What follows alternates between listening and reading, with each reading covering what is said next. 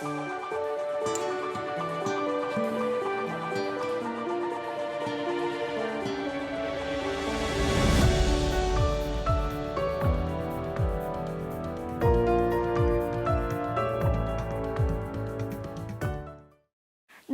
we're going to have a session which is going to be about indoor air monitoring technology during pandemic.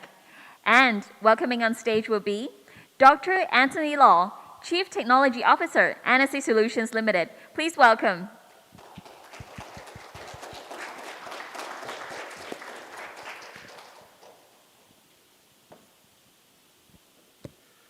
All right, so pandemic, which put us almost in halt for the whole 2 years now. And well, since I was actually working also with a factory back in China for some development on air quality products, but since due to the pandemics, can I? All right, okay. Well, so actually give me some free time in Hong Kong and develop something new. Well, I've been working with the indoor quality sections for almost 30-something years, since my university time, starting from 1997. Okay, and I've been making a lot of air quality measurements for some organization in Hong Kong, some government organization, also some private sectors. And also I've been developing a lot of new technologies for indoor quality, both on the measurements and also the mitigations. All right, so eventually I also teach in the university, both in Hong Kong Polytechnic University and also in the Hong Kong University of Science and Technology. In some areas of product development and also in the area of sustainability or design, and also air quality measurements in Hong Kong UST. Okay, so what we have been through in these last 2 years. We have this pandemic, and well, I kind of expected this to come 20 years ago when the SARS episode happened in 2003. At that time, I was working with Hong Kong UST, and one of the reporters from TVB actually came to me that time, asking me, what do you think about that issues with the SARS? And that time, there were only maybe like 10 or 12 people got infected. And I told him that we basically knew nothing about these viruses. And probably we would just need to have, well, probably like 10-day shutdown, and then we get away from the transmissions from those people who actually get infected. And that time, the response of the reporter told me that I'm kind of crazy. How can Hong Kong be shut down for 10 days? Look at us at the moment. We shut down for almost 2 years, right? So what's the issues right here is that can we possibly know how these diseases transmitted through the air, which is considered one of the most important track of transmission? Well, even today, even though we help a lot of private sector to increase the air change rate up to the government suggestions of 6 ACH, which means changing the air volume 6 times with fresh air every hour. Can we actually guarantee that we could get away from being infected? Is that the case?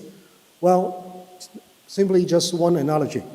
Even in this room, if I'm telling you that I'm simply dosing a single dose of cyanide, which could only kill a single person in this room, and I'm putting over here 6 ACH of fresh air, do you think you would still like to stay here? Should be safe. Large air change rate with only a small amount of toxins in the room, supposedly could completely dilute it and you shouldn't get killed. But if I ask you to stay in this room, will you? Why not? Why not? I think the reason is that we still have the concern that the toxins within this volume will not completely dilute, which means we're not sure if those toxins can be really carried away through dilutions. They may stay in some stagnant area that you still have a chance to make contact with, right? That's why you have this concern. So could we be possible to develop something we could help ourselves to be more confident that the contaminants within the room can be effectively carried away? This is the job I would like to complete, and with some of the device that we developed. All right. So the issue is that we cannot just stay indoor forever. We cannot just stay away from people forever. We got to have some kind of interactions with people. We got to have the economy back on track, right? So particularly in some area in Hong Kong, like those elderly home, like schools, which is a little bit more populated, students will have to go to school every day. But most importantly, we're not quite worried about the students. We actually worry more about the staff. Reason? Well, when we have our kids going to school, they now have a very stringent way of handling their daily work. A student going to school probably have close contact with whoever in front or behind him in the queue, and probably with the students in front and behind him, or on the left side or the right side. So in total, probably like only 6 people will be in close contact, right? But what about the staff room? We have around maybe at least 40 teachers in a secondary school, minimum, and every teachers will be handling probably around 4 classes, which means in total around 160 students. What do you think about the math? So every teachers, if they are being infected within the staff room, they have a much higher chance to transmit it to the students in that case. So our work lately are more focused on handling this kind of environment, trying to figure out how their ventilation is done and how are the interactions, and within the environment, how are those contaminants are being generated. This is one point. And for other places like clinics, people are waiting in a long line to see a doctor, or maybe in elderly home. We have quite a populated amount of people within a single space, and some workers taking care of them. So this environment are also generating quite a lot of contaminants, and if some people over there are being infected, the contagious conditions could be very serious. So we also look into that kind of environment. So problem today is, we have already confirmed that the virus transmissions could be through air, no matter whether they are attached on some substrates carrying away or just by themselves being suspended in the air. And we try to make people stay a little bit away from each other so that they can keep a distance, and making sure the fluid will not be transferred easily.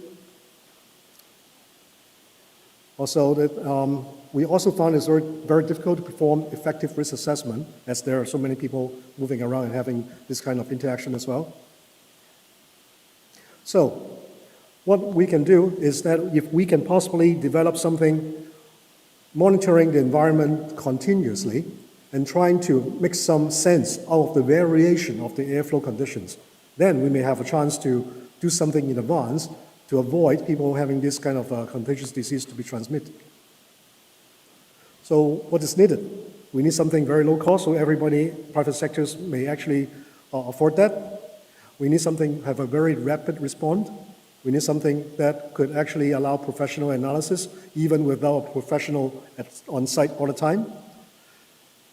And we also want to see how the dispersion profile of all those contaminants. And also we want to provide suggestions of remedy for effective precautions if we can see the problems ahead.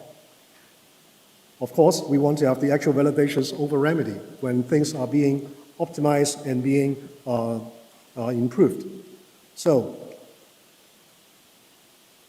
what's the IQ problem we have, indoor air quality problem we have?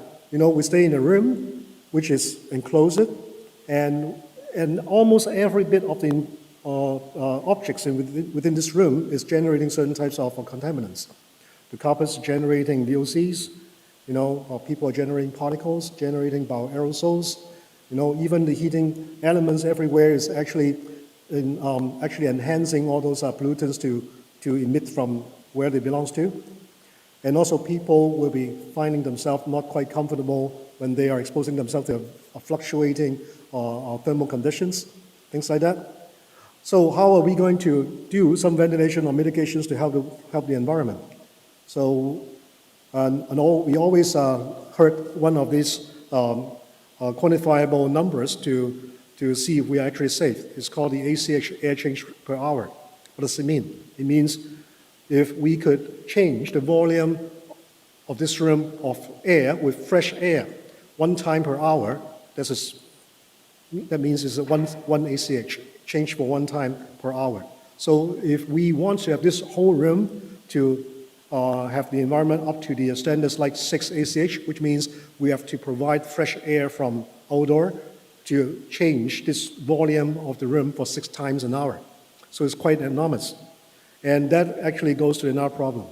Do we want to pay that much energy bills to have all these 6 times of air change for fresh air? Because we need to cool them down before we pump it into this environment. It goes to a problem that means it's not quite energy saving, right? So in order to help up with this problem, one thing we can do is that if we can develop a way to know how well we carry away contaminants instead of pumping excessive amounts of fresh air to dilute them, that would be the best way, right? So we developed something like this. This is like a box, of course, but this is multiple sensors inside. Well, there are a lot of devices like this on the market, but what we do right here is that it is an IoT device, which means all the sensors that we have over here have their signals and data will be sent to the cloud server for analysis in real time. So what does it mean?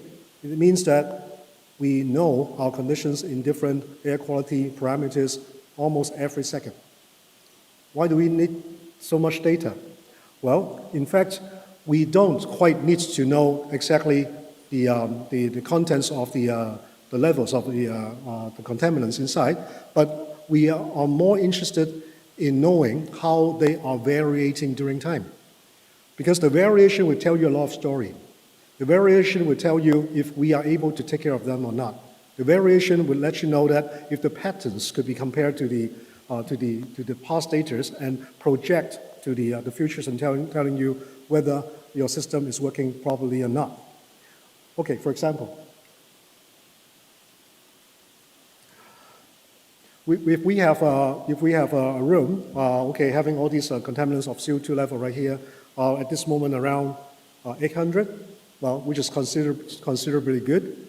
But if somehow it all of a sudden is changed to a value of around 1,000 or 1,002, and that means probably we have a lot of people coming in, or maybe it's because of the system is not providing good enough fresh air to dilute it. So the system have the data in our cloud server, would do the math, and have the algorithm to tell you exactly what is happening. Okay, that helps a lot because if that's the case, we don't have to provide excessive amounts of fresh air to assure that the air quality is good. We could actually look into the data very precisely and make minute control of the fresh air supplies and save some more energy in that case. All right, but how about if there are some situations that we know there are source of contaminants and if we want to know where they actually transmitted and would they be actually traveling to some other places in the premises? We developed another device called a tracer gas measurement device. It makes use of the same IoT platform as the indoor air quality measurement device with multi-sensors. In this case, we can use the cloud server to dose certain types of tracer gas and allow real time of the receiver at different places to see where this tracer gas has been transmitted to and travel. So it actually mimics the transmission of contagious disease as well. For example, say if there is a person being infected in one room, and we could make use of this device to estimate if the system would actually carry the transmitted disease to certain other places. Well, the same technology has been used in some of those pandemic assessment in the past few months, like one of the cases in Musi. Scholars from Hong Kong also did that to analyze if they actually have good enough ventilation rate. Something like this, if we actually see over here is that, right, you see the room there, and you see the chart on the right, and what we shows over there is that the highest chart is the place closest to the doser, and the other two charts shows at the same time, real time, how those places detected with the tracer gas. So we know if the transmission of gas actually traveled to that particular locations that we shows on the floor plan. Okay, the first time I make use of my own developed device for this one with the real-time measurement was with the Polytechnic University for trial, and then with this trial we have with the Hong Kong Philharmonic Orchestra back in early this year. Because at that time there was one player who is a clarinet player who got infected, and people on the stage worried that it would transmit to the others. So I tried to mimic the situation of the transmission and see if they could actually put some barrier, if you can see those transparent barriers at certain places. I tried to help them with this data of tracer gas to place as little and as effective as possible for this barrier to avoid any transmissions from the woodwind players to the others. And after this measurement and research, we helped them to resume the play for another 2 months, and the pandemic situation got worse, so they have to suspend the playing afterwards. All right, this is how it goes. You can see D1 is the doser, and then R2, R3, and R1 are the different places of receiver. So we see that if the flute player in that case is transmitting, would there be any transmissions from there to the others? And if those barriers are working well to block them. So the data shows that. The lower level showing that there's no traces except the one actually behind the flute player. So from here, we see that the ventilation actually goes backward. So with modification of the barrier, we see that there's almost no trace between the front and behind. So that means the barrier that we apply over there are in good positions and could avoid the transmissions. And then we further try to see if we could put in more people and with less barrier to do the job, so that we can have a better acoustic effect. In that case, we failed and see some of the places still have got a high level of traces, so that we have to go back to the best optimized setup like the previous one. So what is this real-time monitoring for IAQ can do, which can give a very easy to understand air quality index for indoor, so that estate management can easily know how well the situations would be. And the big data analysis would allow the estate management to collect all those real-time data from the API for their analysis or for their BMS usage. Something like this, which we could actually show in some of those smart devices real-time when the users want to see it. All those smart devices can hook up to our servers through the internet, provided they got the authentications done. And further, with the same platform, we developed another applications to evaluate the amount of energy we consume through the fan coil systems. It was developed because in the Polytechnic University, it is very hard to measure the energy consumed by the air conditioning systems if we want to see an individual air fan coil systems were applied. And also the estate management, the facility officers may not want to detach a lot of sensors over there, so we developed something which is remotely monitoring the chill water applications at each fan coil, so that from the measurements, we will know how much energy applied in the individual area. In that case, at the end of the day, we would like to reduce and improve the energy consumption. Some other case studies like at the ESF, and also we are working at the ICC as well, monitoring real time for the indoor air quality at the Polytechnic University, and also,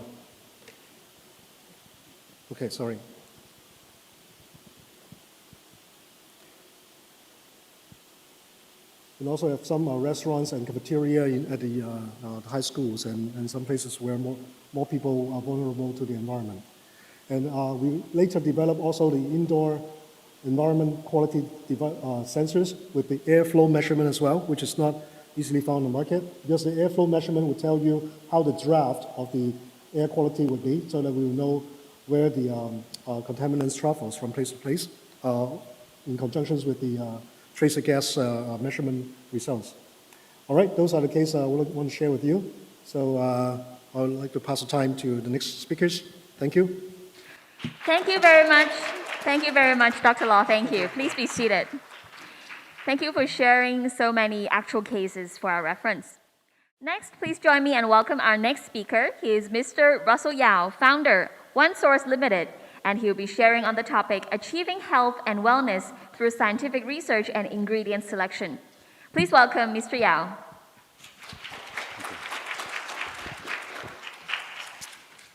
Good afternoon to everyone on the floor as well as in the air.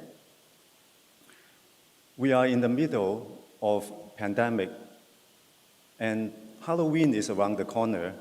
Perfect settings for some horror stories and mysteries.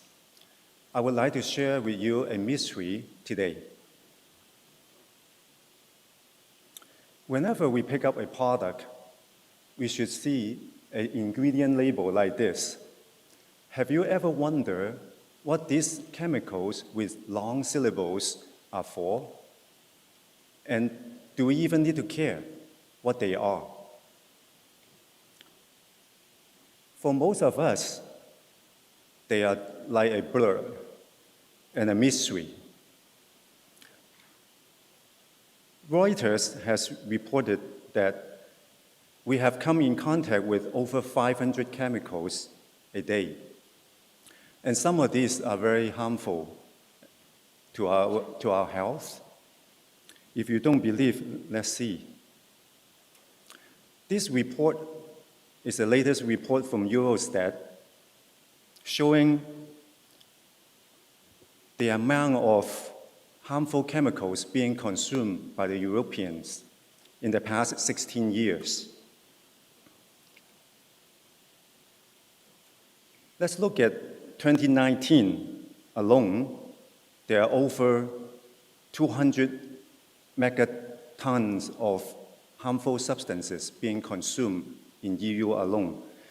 They are in 5 categories: harmful substances in the blue, and also toxic, very toxic, chronic toxic, as well as carcinogenic, mutagenic, and reprotoxic chemicals.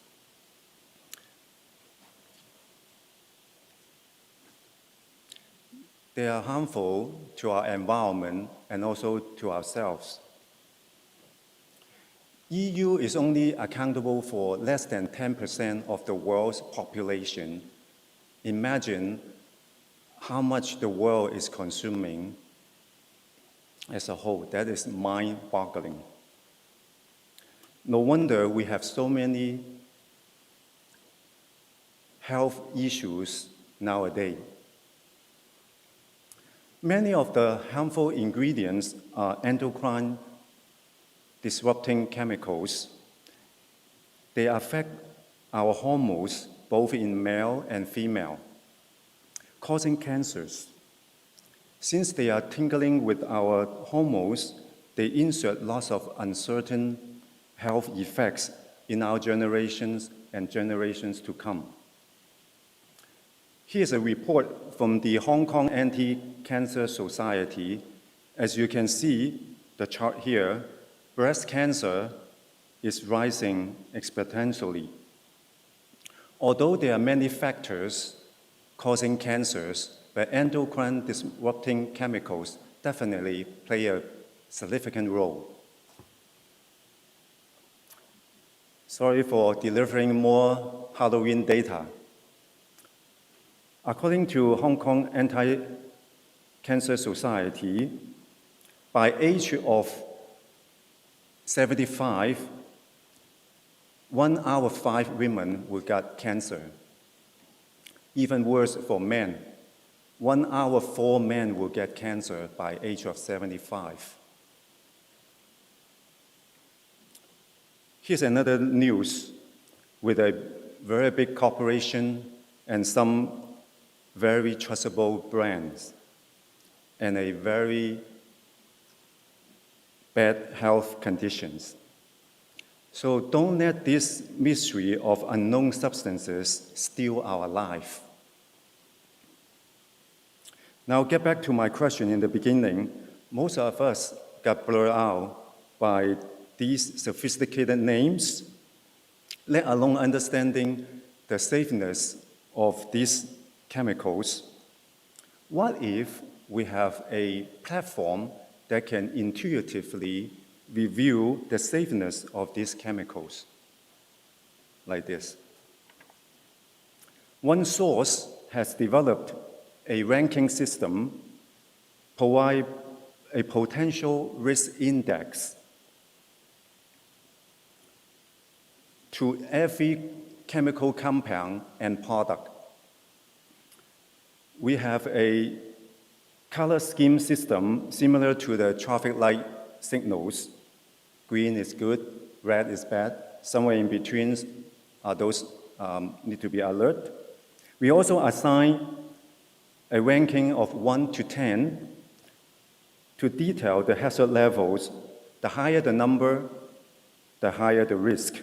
Number 10 refers to a chemical that has been banned by a government or been classified as a carcinogen by WHO. We also rate each chemical in 4 different applications: inhalation, swallow, contact, and to the environment.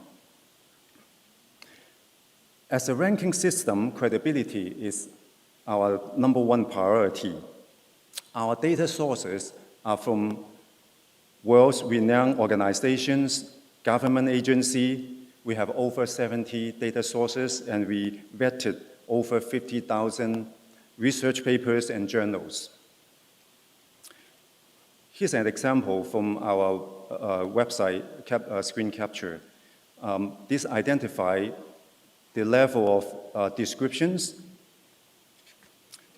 And for every studies and research we've done, we populate in the latest findings. And with all the references, we put down under scientific references as well as regulatory references.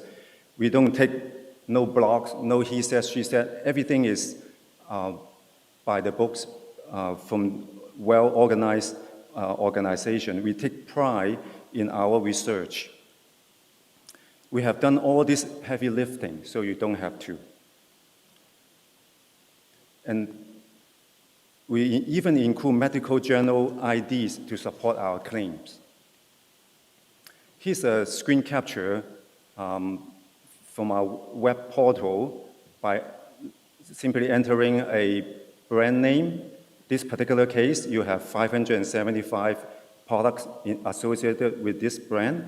The more keywords you put in, you narrow down the search result.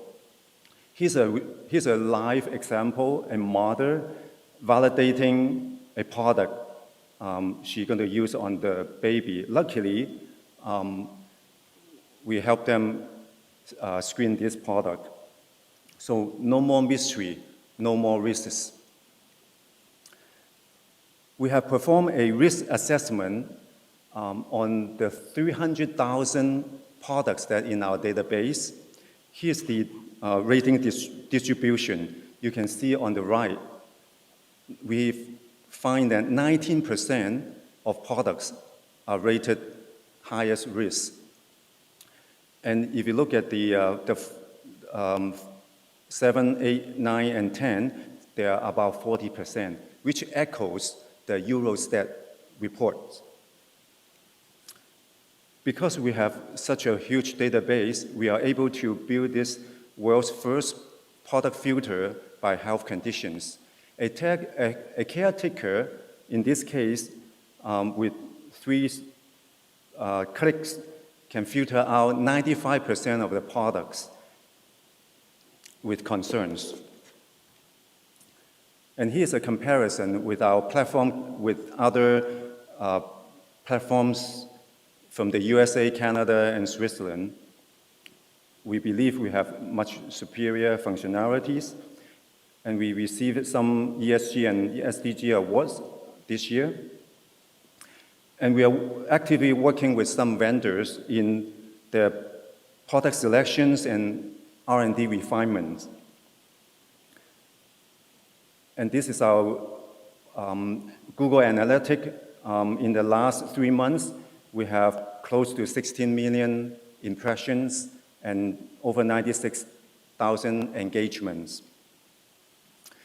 We strive to be the Google of chemical safety and regulations, and we would like to be the responsible advertising agents and a more for healthy products marketplace.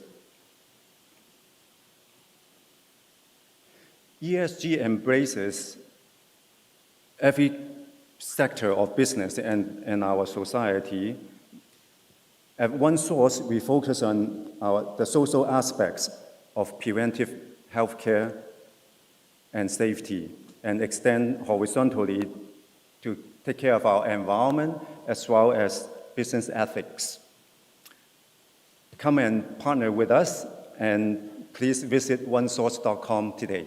Thank you.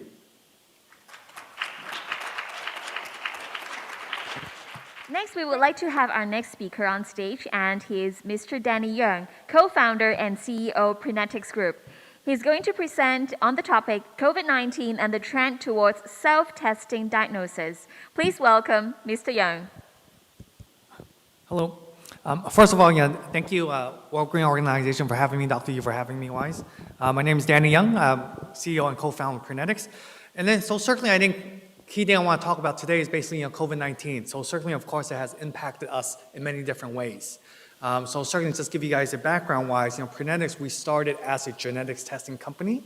When the pandemic hit last March here in Hong Kong-wise, the reason why we got into COVID testing is actually here in the community. It was actually very difficult to do COVID testing because at the time, last March, for the individuals that were in Hong Kong, you actually had to go to a hospital to do COVID-19 testing. And it was actually very expensive. It was around 3,000 to 4,000 HKD to do a COVID test. We knew, given our responsibility in the community and our references in the laboratory, our team, our scientific infrastructure, we had to do something. So that last April, we actually started Hong Kong's first at-home COVID-19 test for basically 785 HKD, when others were selling it for 3,000 to 4,000, right? So it's the same laboratory quality, but in people's homes. Okay? So I just want to highlight in terms of what we've been able to achieve as an organization in terms of talking about ESG and environment-wise, right? So certainly we're a global organization. We're headquartered here in Hong Kong, but we've also significant operations in the UK. We have about 700 plus employees. To date, we have processed more than 6 million tests on a global basis. We also operate 8 laboratories globally. We operate Hong Kong International Airport, so every individual passenger that arrives in Hong Kong, we're actually doing the testing for them. In the UK, we also operate Heathrow Airport testing. We work with the English Premier League, Disney, Virgin, Carnival, etc. So a lot of the testing that goes on in both these countries, certainly approved also by the UK and Hong Kong governments. In terms of also our IP and strategic collaboration-wise, we also work very closely with the University of Oxford. And then so even through the pandemic, middle of last year, we started working with them on advanced technologies that we believe will be the future of testing, right? So certainly later in this deck, I'm actually going to demo how we believe the future of testing will be about self-diagnosis. Give you an idea, I don't want to touch upon numbers here, but certainly I think this is our vision by 2025, is our aim to decentralize healthcare and make testing more accessible to millions of people globally. I think as mentioned earlier, in terms of our COVID-19 response, we've been certainly very, very instrumental in the response to COVID-19 in Hong Kong and in the UK. So we've been doing a lot of testing for the community testing centers, a lot of the government bureaus here in Hong Kong. As mentioned in the UK, we work a lot with the private sector. But when we think about the future, we believe that self-testing is certainly going to be a major trend because a lot of individuals are not going to be able to go to the laboratory, they're not going to be able to go to clinic, then what do you do as a testing method? Yeah? So we're very excited. I have a short video to show with you our latest product, which is basically a laboratory in your pocket. So let's play the video here. So it's a very short, 40-second video.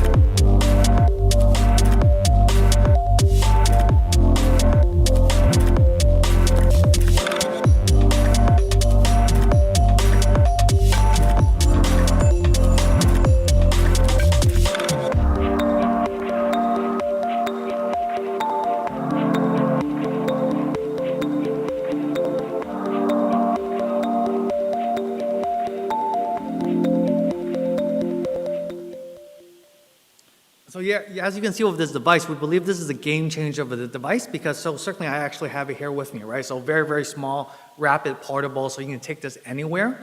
So the idea here is that basically this is powered by USB-C. And then you also have this device is actually reusable for over 1,000 times. And then so you actually have single-use capsules or cartridges, and then you'll do a self-nasal swab, leave the swab inside. It goes through a microfluidic chamber with dual reagents, and then approximately 20 minutes you put into this device, which amplifies any genetic material, and within 20 minutes, you'll be able to get the results in your smartphone or on the device itself. Now, the reason why we believe this is game-changing because it's not just for COVID-19. By next summer, we will actually have developed additional capsules for certain other infectious diseases such as influenza, as well as certain STDs like HIV. So imagine you just go to your Watsons or Mannings, you basically buy different capsules for different infectious diseases without ever leaving the home.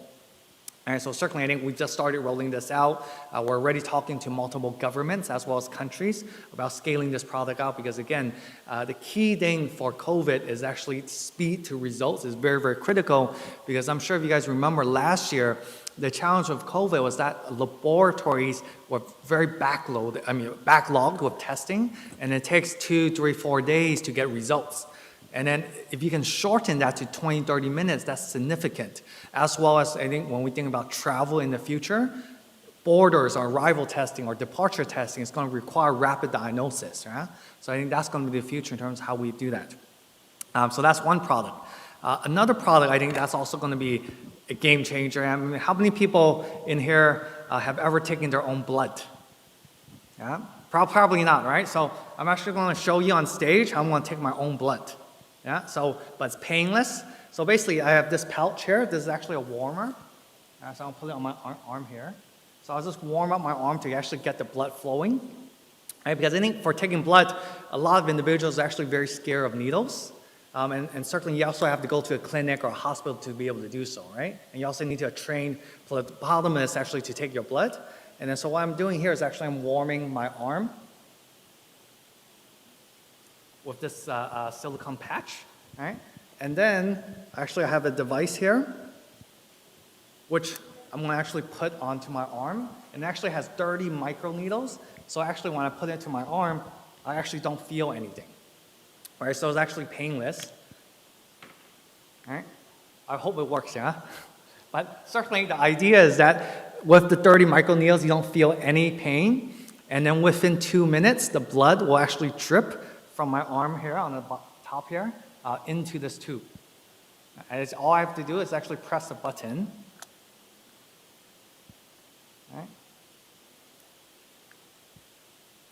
And then it should be dripping, right? So we actually haven't launched this product yet, but basically we're going to be launching this by the end of Q1. We're still doing further validation and further testing. So basically what's happening here is there's microneedles attached to my arm, and then within 1 or 2 minutes, the blood will actually start dripping.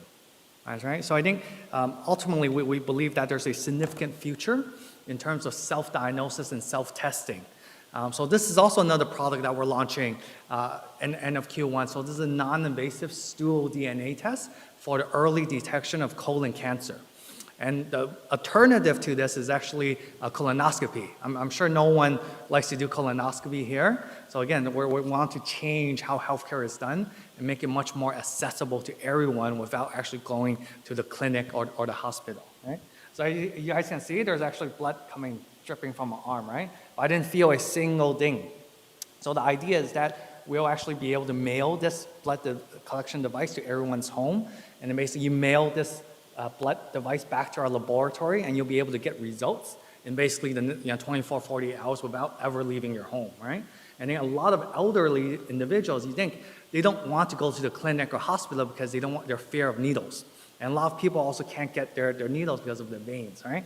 So as you can see, it's slowly filling it up, but I don't feel a single pain, right? So I think this is going to be actually a significant game changer for the healthcare industry and make affordable healthcare a reality. And also I think it's a key tool for preventive care. Because imagine if I send this tool to everyone for every quarter, you'll do some type of testing, and then you get it back to the laboratory, and then you're being proactive about your health, right? Especially for busy individuals, because you don't have time to go to the doctor or clinic. So I think this is something that we believe is actually going to be a quite game changer. Yeah, so I think, sorry about that. Last slide here, right? So certainly I think this is more of a business side since we're actually here at Hong Kong Exchange, but you can see, I think we have a significant trajectory for the future of Prenetics for the next 5 years. We believe we can turn, we're certainly Hong Kong's first unicorn to publicly exit any market, given that last month we made an announcement with Adrian Chang's SPAC to list on the Nasdaq. We believe in the next 5 years we can be a significantly much larger company focusing on decentralization of healthcare and again making healthcare much more accessible to millions of patients globally. Thank you so much. And you can see now my full arm is full of blood, right? But I have actually not, and all I have to do, I just release it, and then my arm, you guys can see there's like little dot. And all I have to do is basically pull this out, and then my blood's here. Wow. But I didn't feel a single thing when they took my blood. All right, so I think this is actually going to be quite significant opportunity to help for healthcare. Thank you so much. Wow, thank you so much. Please give a big round of applause to Mr. Yang for the sharing. Thank you. Thank you for sharing two, definitely game changers. And we will look forward to more innovative solutions from Prenetics. Thank you so much. Next, we would like to invite the next speaker, Mr. Aldrin Orr, founder and CEO C Polar Biotech Limited, to the stage and give us a presentation on antiviral air filtration invention for COVID, solutions for the new normal. Please welcome Mr. Orr. Hello everyone, I am Aldrin. I'm the founder and CEO of C Polar. And C Polar is a Hong Kong invented new mechanism that we can address and kill high dosage of the COVID-19 virus and airborne bacteria within the shortest reaction time that we're comparing in the world. And we found in the 2020, and we are based in Hong Kong, and we have tested over 100 times in different universities, including Harvard. And latest test from Harvard that they prove us that we are 42 times higher than normal standard, our effectiveness. And also, we have distributed our invention to over 10 countries in just last 2 years and 1 year. And in the past 18 months, we have gone through a very wonderful journey that we secured the patent that is homegrown from the Hong Kong, and also we sent our invention to a lot of governments and universities, and then they all test and verified we are the best, and they are now adopting our technology, including NHS. And also our technology received a multiple international award, and that proven our risk and effectiveness and safety. First of all, the COVID-19 is just the beginning. Actually, the human being, we don't have an effective solution to deal with the airborne virus.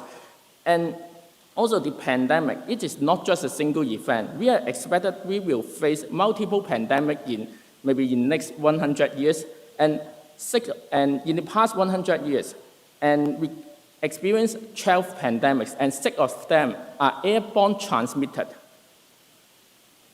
When we're talking about how to deal with the airborne virus, first of all, we will think of the face mask and also the air filter. But actually, in the past 1 year, FDA and CDC, they have conducted an extensive test on face mask and air filter. At the end of the day, they find the face mask that we are using is only 15% to 25% effective towards the virus. This is one of the major reasons why the pandemic didn't stop, even everyone put on the face mask. And the second is the silver iron or the copper iron. And in Hong Kong or in Asia, we heavily adopted all kinds of the heavy metallic ions. Everyone knows they're toxic, but we put them on air filter, we put them on face mask. And FDA and CDC and also Canada government, they have banned the usage of those toxic iron in the air filter. But we see in Hong Kong or in Asia, there is still a wide adoption. And also UVC. UVC is the most controversial topic when we talk about the virus because FDA, they have studied UVC very extensively. They do not recommend using the UVC to deal with the airborne virus under the fast airflow. But when we look all kinds of the air ventilation system that especially in Hong Kong, we heavily install the UVC inside our ventilation system. And also we can see the UVC, they destroy the air filter, but they take a very long time to deal with the airflow virus. When we check about, they only spend 2 seconds to travel through the UVC, but you take 30 minutes to kill them. That's why the FDA, they didn't recommend we use the UVC. So what is our solution? C-Polar is the first electroceutical solution that we modify the surface charge, we reinforce them, and we also stabilize them to arrest and kill the virus under the fast airflow. We are the first electroceutical application on air filtration. When we talk about the air filtration, everyone will think about the electrostatic force.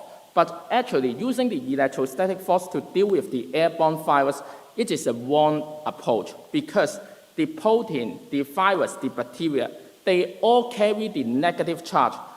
When we're using an electrostatic force itself is also negative, and we use two negatives to arrest each other, actually they will repel, and under the fast airflow, they will just go through the air filter. That's why the FDA, CDC, they measure the effectiveness of the conventional air filter. They are very weak.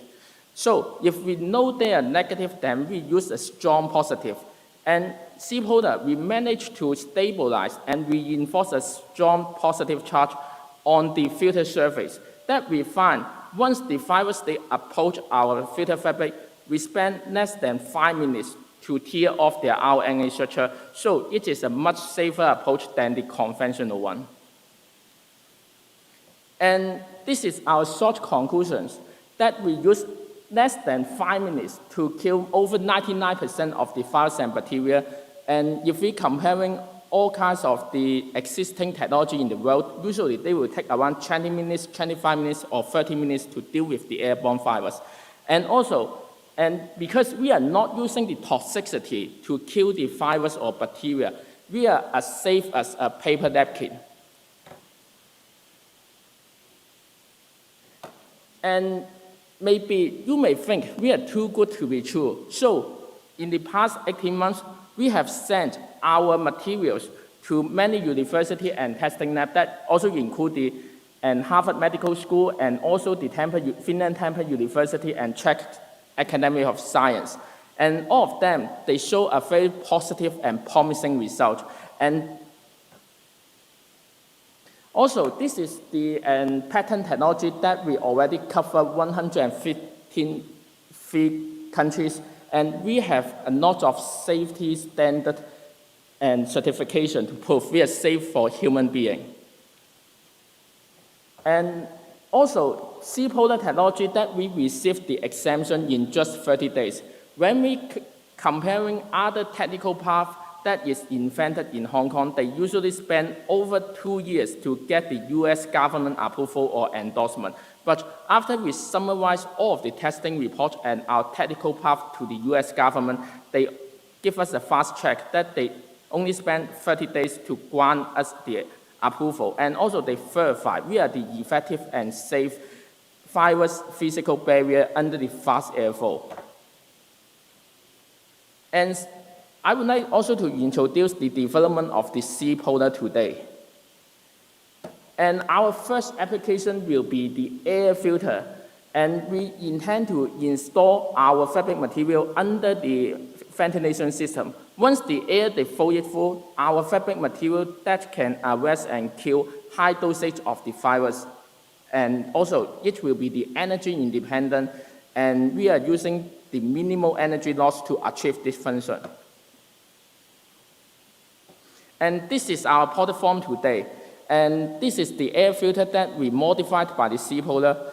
Our user, they just need to install them under their ventilation system. Then we will turn the ventilation system into a gigantic virus killing machine that is much more efficient than the conventional purifier.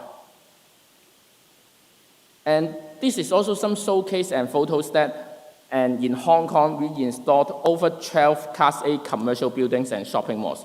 In coming 6 months, there will be 30 more commercial buildings using C-Polar. And I would like to introduce about our partnership with NHS. And NHS, they are now making their own respirator to protect their own frontline staff. And they understand that the conventional masks, they are no longer effective enough to protect your healthcare staff. So they want something that's truly protective. After NHS, they shop around all over the world. They select C-Polar to add on their face mask. And NHS now, they establish a factory in UK, and then they add our C-Polar fabric on them to make the new generation respirator to protect their own healthcare staff. And I would like also to introduce the development that our coming future plan. Because C-Polar polymer technology is a highly versatile technology. We can turn any materials into strong antifoul jet by simply modify, stabilize, and reinforce their surface charge. And we can apply that technology on a lot of different kinds of industries. And COVID-19 is a wake-up call for us because under the global warming, and there will be more and more virus mutation coming to us. So we really need a new way out to deal with the airborne virus mutation.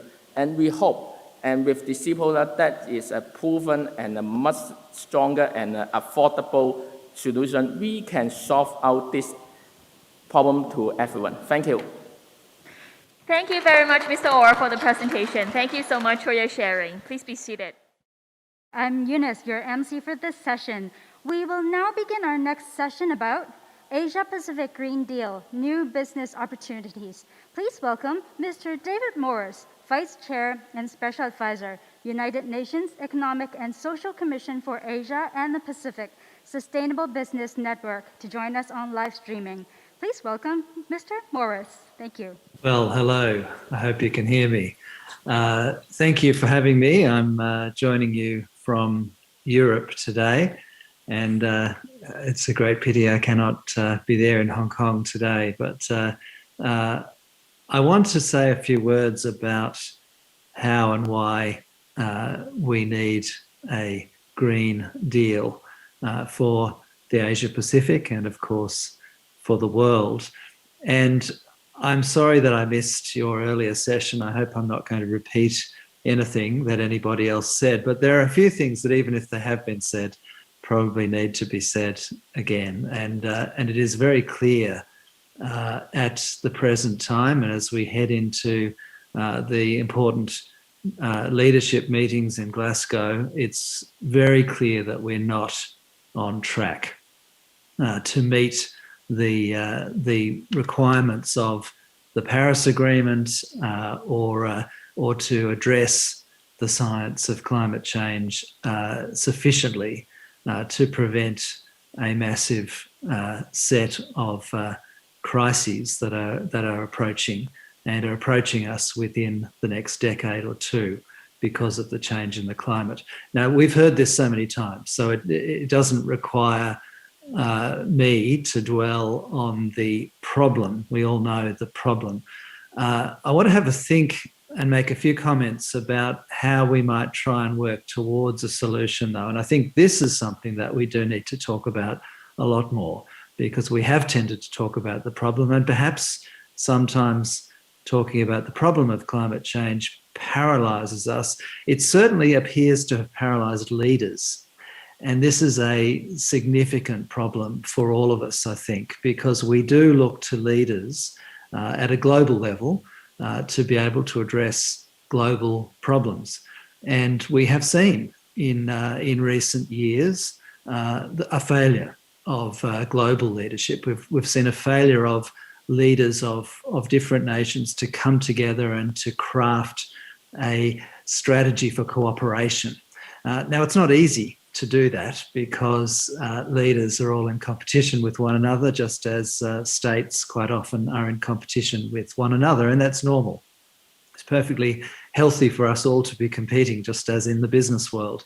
It's a healthy thing to have competition, but also there are times when you need to actually collaborate. There are times when you need to come together to agree on the framework, on the rules of the road, on the direction that you're heading in, the norms and standards, the kinds of rules that you need to follow in order to make that competition work. And leaders have failed us for a long time now on the pressing need to address climate change and to be able to envision a way forward. And this is what we really do look to leaders to do, to help us to see what are the next steps and what is the long-term vision, and to help bring most people along on a journey of change. Sometimes when you're dealing with a crisis, you need to be able to change, and you need to be able to see new ways of acting. And so we do look to leaders to do that. My hope is that, of course, as we're all hoping, that we will see better leadership at a global level coming from Glasgow onwards. But I think we have to be frank about the fact that it hasn't been sufficient to date, and all the signs are that there is not sufficient global cooperation to really address these problems. And so we need to look at how all of us can step up, because it's not an excuse, therefore, for just putting our hands up in the air and saying, well, it's all going to fail, because the cost is too high. We clearly have to find ways of addressing these problems. And so we need to engage more than just the national leaders. We need to actually be engaging business leaders, community leaders, the leaders that actually are throughout all of our societies. We've got to step up here. If our political leaders are failing us at a global level, then really it's up to all of us who have any way of having some influence, who have any way of leading discussion, developing a shared understanding of where we're heading. If our political leaders can't do it collectively, then we need to be prodding them to do it, and at the same time doing it ourselves. And so in this sense, my concept of a green deal is not just something that political leaders decide, but it's rather something that business leaders and community leaders develop as a concept, as a roadmap that we can own and that we can orient our activities towards, that actually will make a difference over time. Now, none of this is easy, but the only way you can solve a crisis is by working together. It's just common sense. And I think the more that we can, as business leaders or as community leaders, the more that we can talk the talk and walk the walk on addressing climate change, we will bring the rest of the community with us. And when communities are on board with this, as increasingly young people are, but as the whole communities come on board with us to change some of our actions, some of the ways that we act, we need to change. And once we start changing as communities, those government leaders who have been failing us everywhere will take note and will change themselves. So we have this opportunity. And I think in crisis, there's always opportunity. You know, this is the old saying that in crisis, there's opportunity. Well, certainly we have the opportunity right now in 2021 and in the years ahead and leading up to 2030, we have the opportunity to really change quite a lot of things and to build back smarter, because we are coming out of not just that we're facing this medium-term crisis from climate change, but we're coming out of short-term crises. We're coming out of this COVID crisis, the economic crisis, and we are beset in some countries with these political crises, in particular in the Western countries that have led the world for so long, that are facing this real political polarization. And that's actually the main reason why we're stuck on climate change. It's just the incapacity of the political systems in the traditional powers to really address the need for change. So all of this is coming together at the moment, and I think we're in a transition period over the next few years where actually there is the potential for us to really rethink things. And in the Asia Pacific, we have a great advantage and that is that we have a very strong track record in recent decades of addressing crises and of working collectively and finding smart, pragmatic, long-term solutions and sticking to long-term strategies. So this is something that we're good at in the Asia Pacific when we get it right. Of course, we all make mistakes at times as well, but when it comes to addressing a long-term challenge, I'm very confident that we in the Asia Pacific can show leadership on this green transformation. So what does this mean? Well, it means at the macro level, let me come back to this question of leadership and policy environment, so the policy frameworks.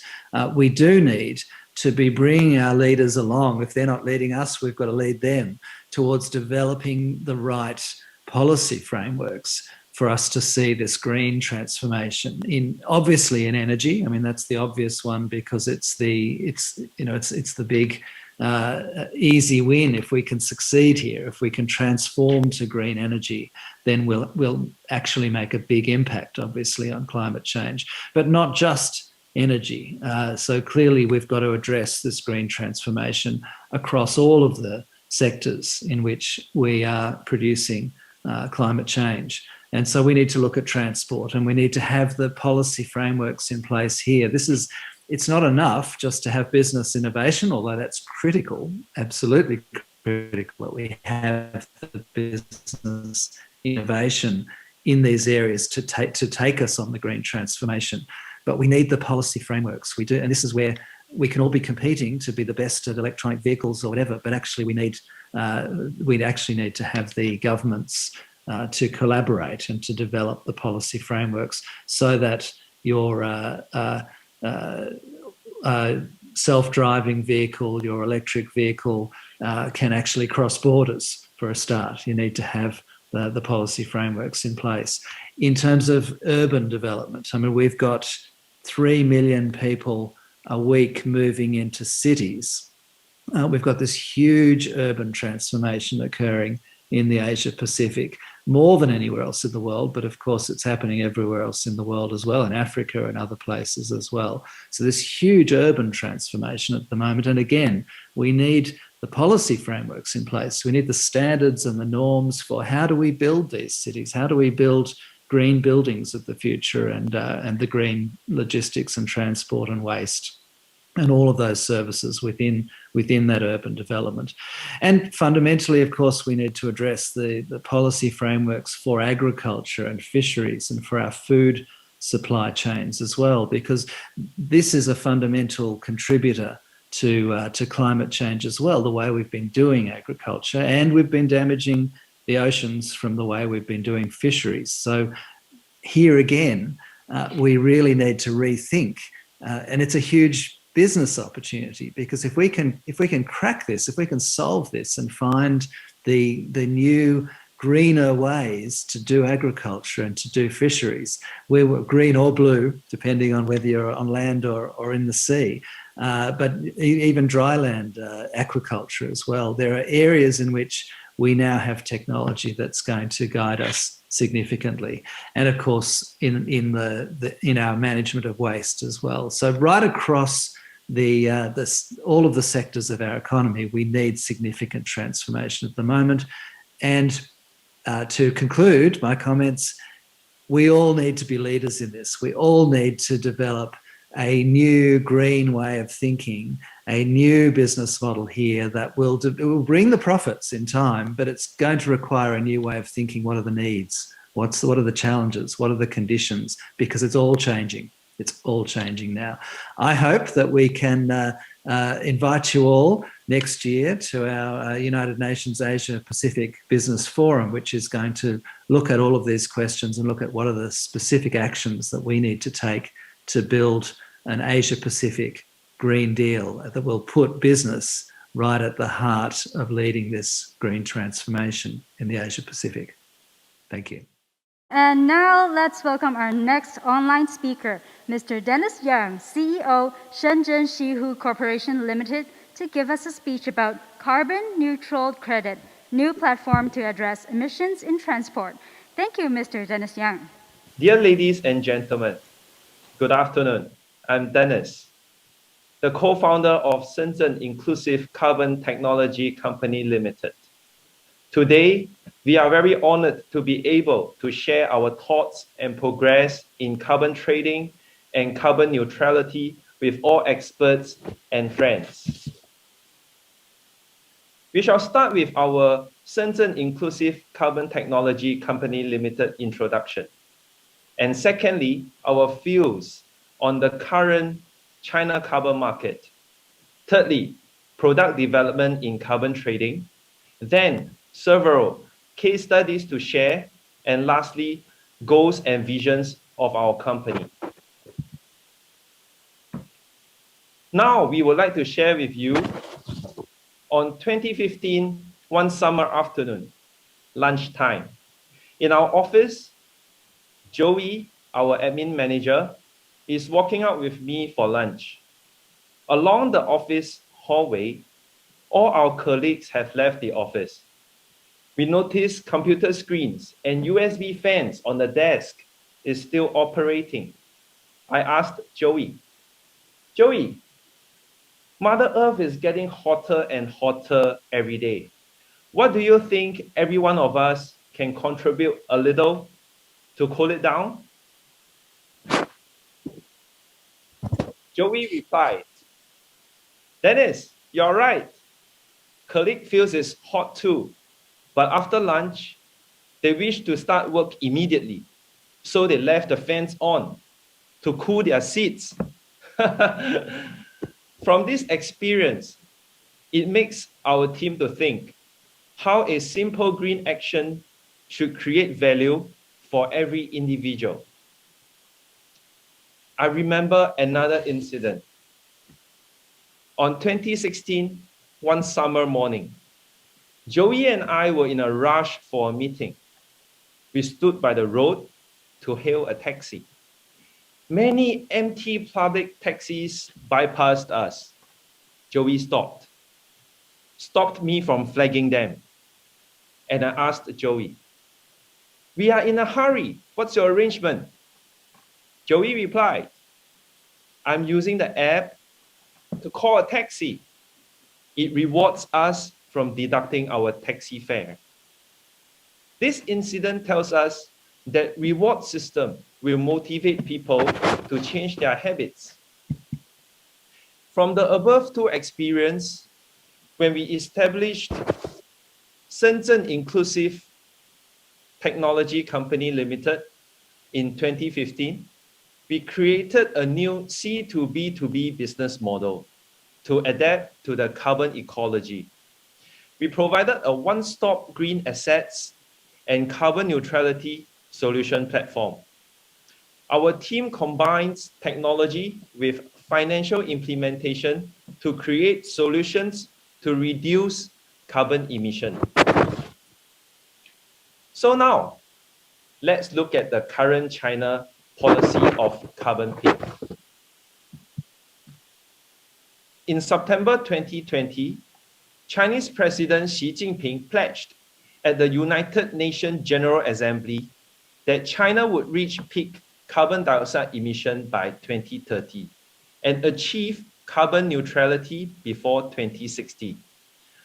On December 16, 2020, during the Central Economic Work Conference, China's central government confirmed the news. On August 14, 2020, the People's Bank of China launched the legal digital currency DCEP, and carbon inclusion platform will be an important channel to utilize DCEP. On October 24, 2019, Chinese President Xi Jinping announced to develop blockchain technology as core tech to achieve technological independence and innovation. Part 3, we will be discussing about our company's product development in carbon trading. Our core technology is blockchain technology. But why blockchain technology? Our carbon inclusion trading platform is developed using a national level blockchain technology because it provides smart contracts which suits different scenario and industries.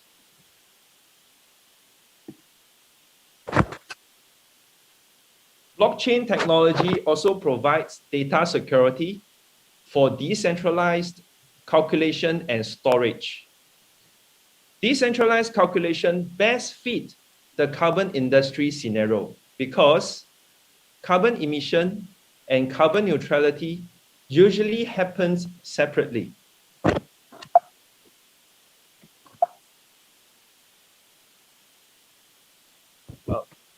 As I shared before, when we first started up the business, we created the C2B2B business model and how C2B2B works.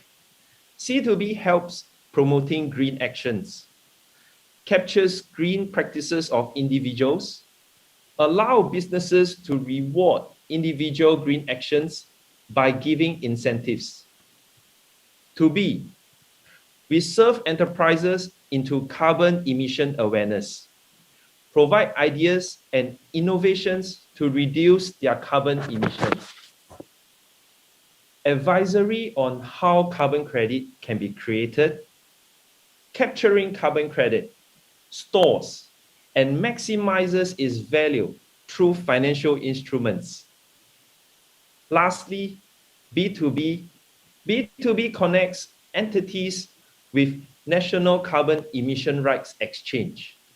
It allows industries to build a carbon asset development platform and to trade carbon credits over the border. These are our concepts of C2B2B. Let's share with you the real case scenario. C2B, we developed a carbon 汇报 app for the public. After downloading the app, a green wallet is issued to every individual. Green wallet is used to collect carbon footprints. Carbon footprints collected is converted into carbon credit to exchange for a low carbon product or green energy transportation vouchers as incentives to discount off fares. Collecting carbon footprints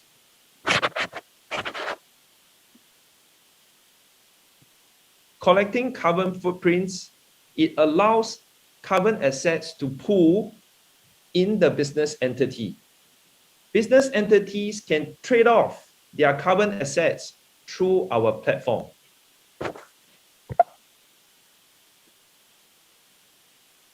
To be based on using the national level blockchain technology, we built a neutrality asset development platform. The platform helps entities to capture carbon footprints and low carbon data to tokenize into carbon credits. Tokenization allows carbon data to be identified, standardized, capitalized, and internationalized. Last, B2B. We have built a carbon inclusion trading platform. From 2B services, we tokenized carbon data, which allows tokens to indicate the emission of an entity.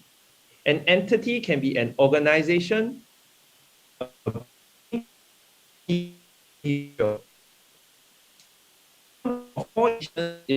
different channels. The offset renewable energy certificates and activities that emit greenhouse gases is an emission net. Represented by a jet. Activities removing emission from the atmosphere is an emission credit. And a credit token can be used to offset the debt. In the future, a smart contract framework compatible with the central bank digital currency DCEP is required. We are in operations, and we expect to have influence in the three following areas, which is our goals and visions. First, the environment could reduce more carbon emission. Secondly, to bring up social responsibility more efficiently. Third, to create an open, fair, transparent governance to the carbon market. Think green. Think Shenzhen Inclusive Carbon Technology Company Limited. Thank you. Thank you, Mr. Young. Thank you for your time and very fruitful information.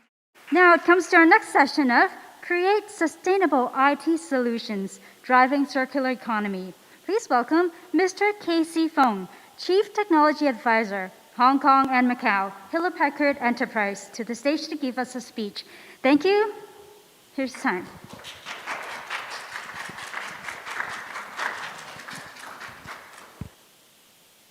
Good afternoon, ladies and gentlemen. First of all, I would like to thank the organizer for giving us the opportunity to sponsor this very meaningful event, as well as sharing our experience and technology in building a sustainable IT solution.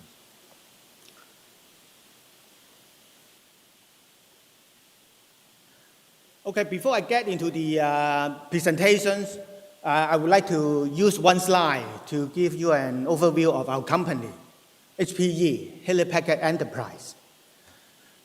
Hewlett Packard Enterprise, in fact, is a spin-off from the original Hewlett Packard company about 5 or 6 years ago, okay? So for this spin-off, HPE, we are not the Hewlett Packard you probably would be more familiar with in selling PCs and printer. Instead, we term ourselves as the edge-to-cloud platform as a service company, okay? We are normally known by the industry as the leading IT infrastructure provider for the data center, okay? For example, our product portfolios, okay, including our servers, our storage, and networking equipment, okay, that power the most powerful data center in the world, okay? In each of the product category, we are either number 1 or number 2, depending on which quarter you look into. We used to be based in, our headquarters in California, okay, Silicon Valley, and now we have moved our headquarters to Houston, Texas. And globally, we have around 60,000 employees, and we operate in close to 200 countries in the world. Today's theme is about sustainability. Okay, and we all know that sustainability is a good thing. It's a force for good. But then again, according to a lot of surveys, sustainability also can bring very good business value.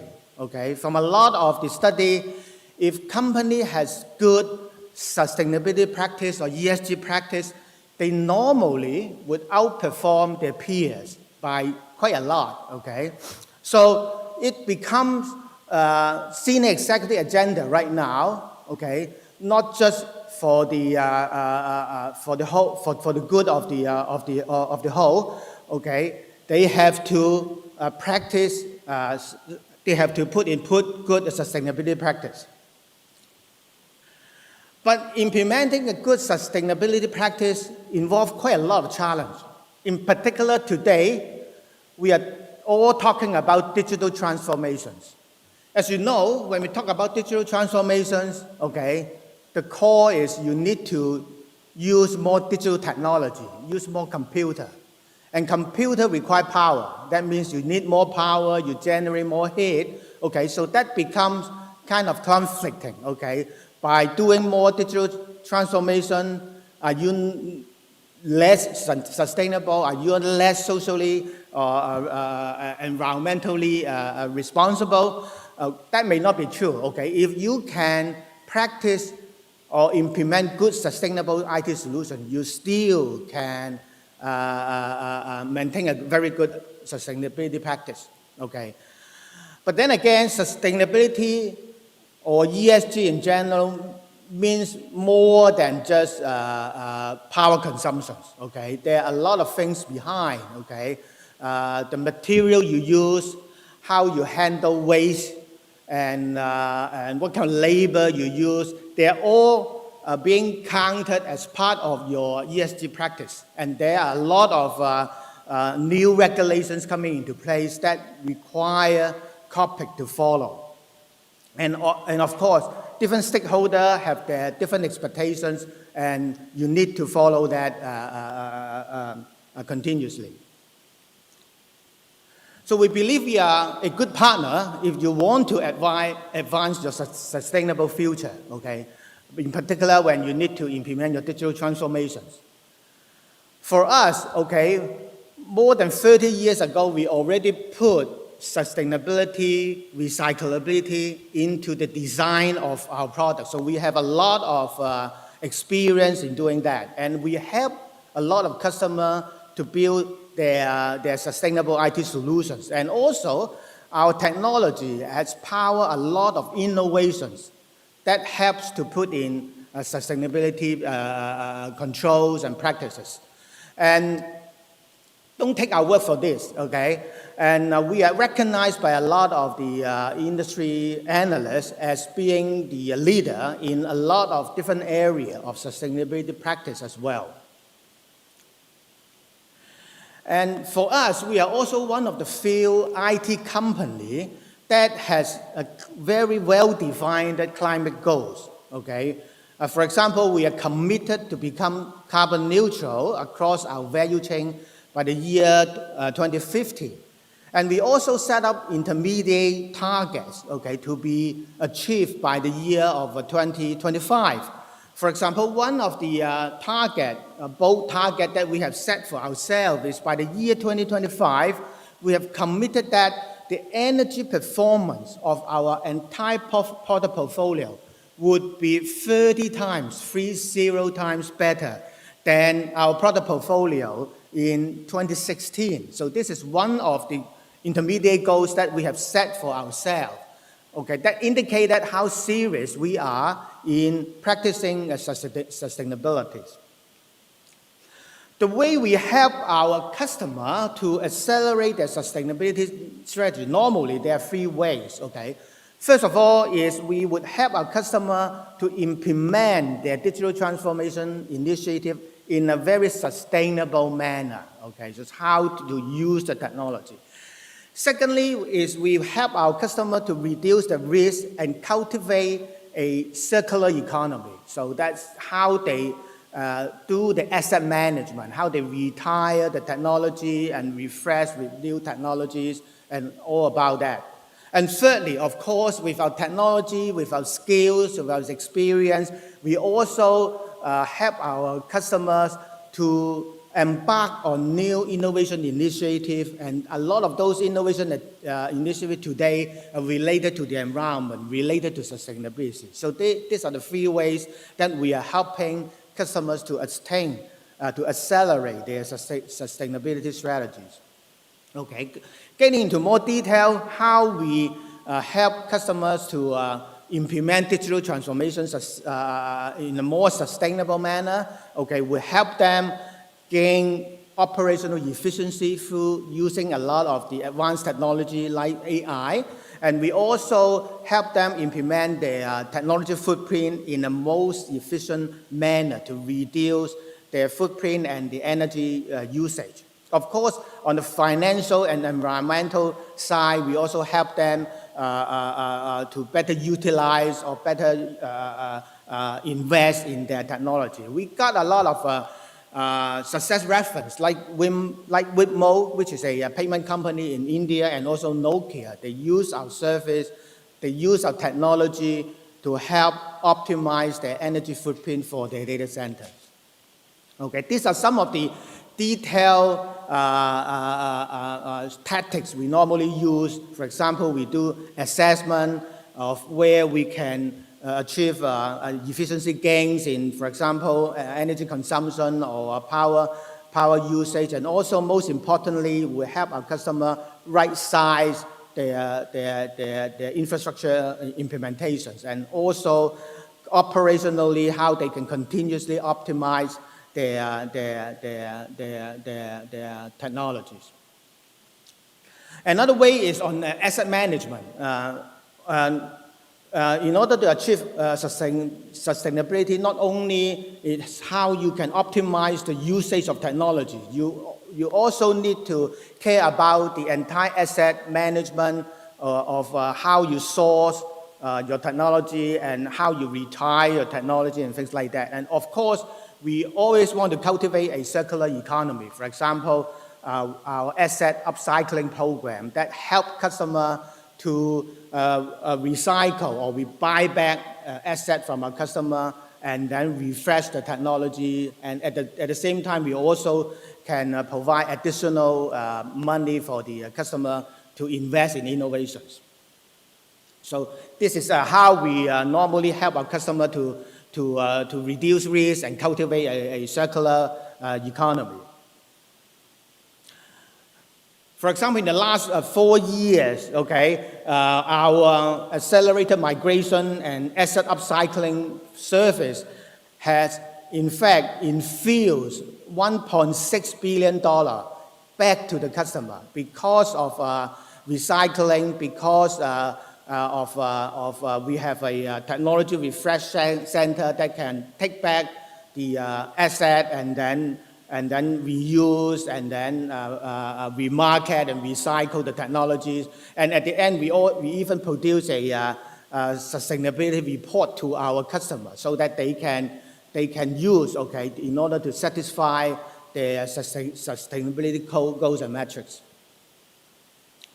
And one of the offerings we provide is called Green Lake. It's as a service, a consumption technologies where the customer does not even need to buy the technology themselves. They just pay for the consumption. We maintain the entire infrastructure in the very optimal manner, and then we recycle and refresh the technology if needed. So that helps our customer to really achieve the sustainability target while they got the technology where they can consume to pursue their digital transformation initiatives. Last but not least, of course, with our technology, a lot of companies are also implementing a lot of innovative programs, or initiatives that can help the environment as a whole. For example, like in Purdue University, they based on our technologies, they can build a smart agricultural farm to ensure a sustainable food supply. And in the other example, a lot of our customers use our technology to do a lot of good things to help the environment more sustainable.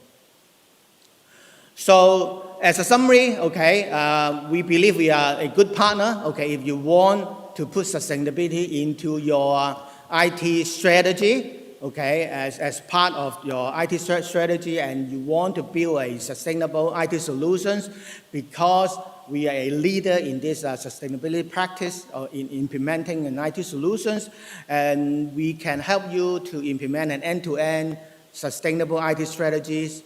We do have global expertise and a very rich partner ecosystem to do that as well. And that's been demonstrated by a lot of the industry awards that we got in this category. That finished my sharing, and hope you enjoy it. Thank you very much. Thank you very much, Mr. Fo. Thank you for your sharing. And coming up next, we have Mr. Matt Reed, CEO Kinfoot Halls, to present on the topic, the carbon neutral catering model. Please welcome Mr. Matt Reed to the stage. Thank you.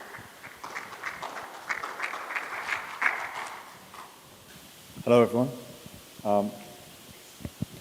So I'm here to talk to you about carbon and the food industry and the climate change and the impacts that we have. And in order to do that, what I'm going to present to you today is a case study on a model that we've built, which is called KIN. And the slogan is, let's change the way we eat. So just to set the tone, 80% of global deforestation is linked to agriculture.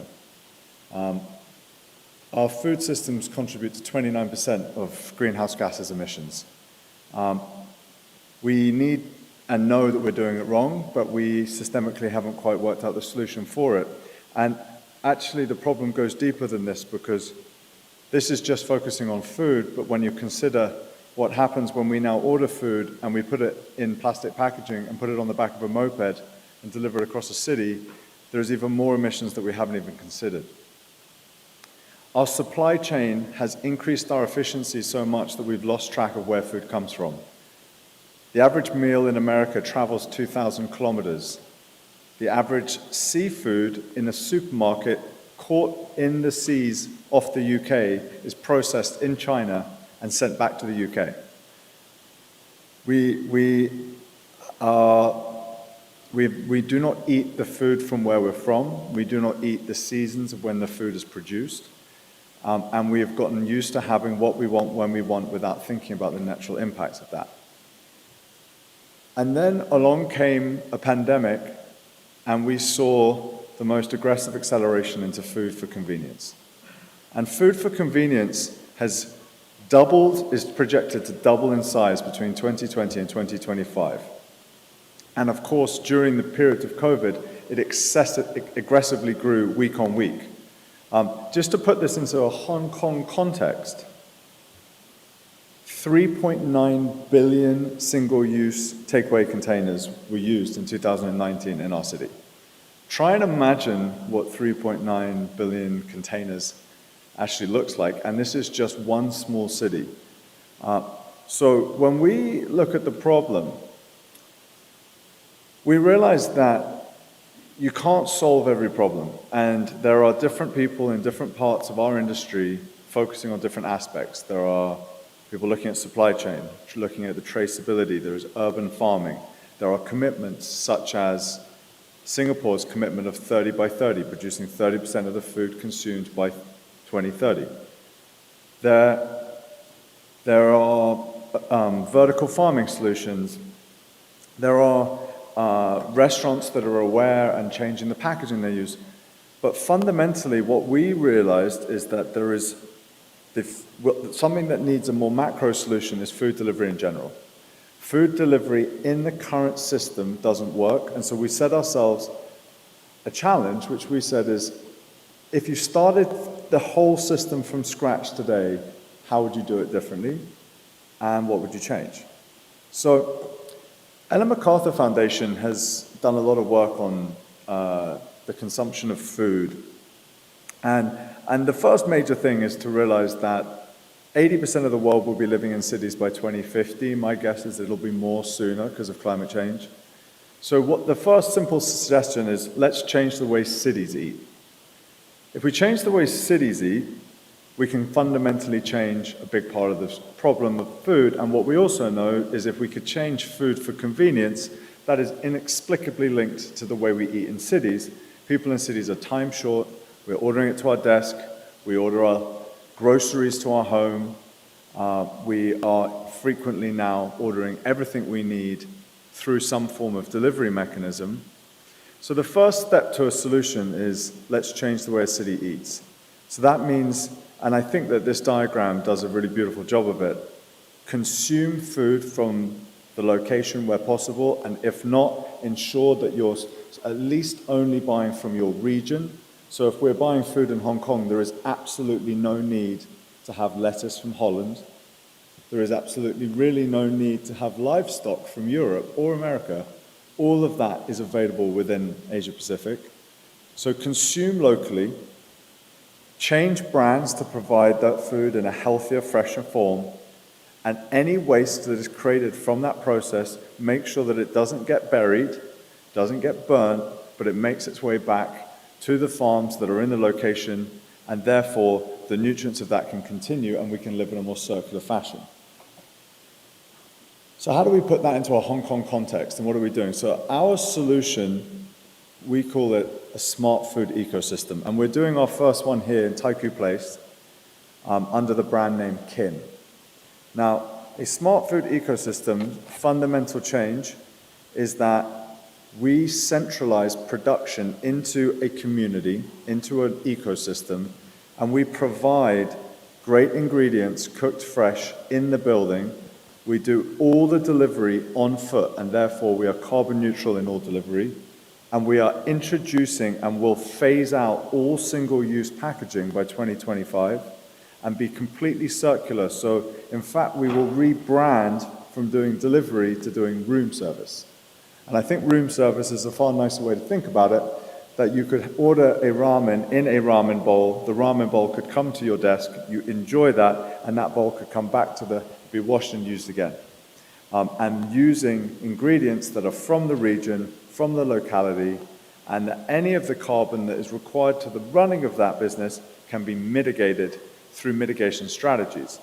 Now, a nice example of a mitigation strategy is how you deal with your waste. So we are working with certain companies where we will take our compostable packaging where we have to use it and our food waste, and we will take that back to a farm who will then turn that into compost, and we'll use that waste to produce the food that we will then buy back from them. We have other examples of dehydrating the waste and turning it into fish pellets and using it in a fish farm, which then we can buy the fish from the fish pellets. So these are great examples of where we can actually create carbon mitigation strategies, but this isn't at a distance from us, this is from people we're actually buying from. So it's thinking location, thinking integrated. Now, when we put that into a map, we see this as rethinking the way the flow of food should be. So when we think about the first things, as mentioned, one should be ethically sourcing. That means we're not buying wild fish, we will not be serving bluefin tuna, we will not be putting endangered species on our menus. We centralize production because it is a lot more efficient to bring the kitchen closer to large populations of people. So in the instance of Taikoo Place, there's 50,000 people just in the office towers alone. So we bring the kitchen to them rather than requiring individual food items to be delivered on a moped from all around the city to that population. We ensure that we use the latest technologies in our kitchen to mitigate the use of gas, to mitigate the use of energy inefficient equipment. We also explore every possible aspect of green kitchens, of which there is a ton of innovation around just simple things as power, efficient refrigeration, storage facilities, and many, many other things. We also look at the diversity of our team. I think often when we talk about sustainability, we get very into this concept of food and carbon, and I know that's the focus of this particular conference, but we mustn't forget that sustainability goes beyond. It's about having a sustainable team and operating in a good way. And this is going to sound silly, but we've put separate changing facilities and separate bathrooms for men and women with separate locker facilities. This will be one of the first examples outside of a five-star hotel where you see this. And these simple changes like that can really improve the working environment we can create. As mentioned, we then focus on carbon-free delivery. So every delivery is delivered on foot because we focus on an ecosystem with circular packaging over time, and any waste that we create, we ensure that we head it back to the farms. This creates, as you can see, a circular system where every aspect is improving the system. And I want to clarify, the food industry is an incredibly difficult industry to change. And no one's going to get it perfect. It is about incremental improvements. Every individual movement it gets a little bit further. I'll give you an example. Single-use plastics. So in America used to use 300 million plastic straws a day. And many people think that when they stopped using straws, how can this really make that much of a difference? But when everyone stops doing it, you don't use 300 million straws a day. So we have to chip away at this industry, but looking both how we do the last mile delivery. And I personally feel that the last mile delivery is the Achilles heel of a lot of the solutions that are in place right now.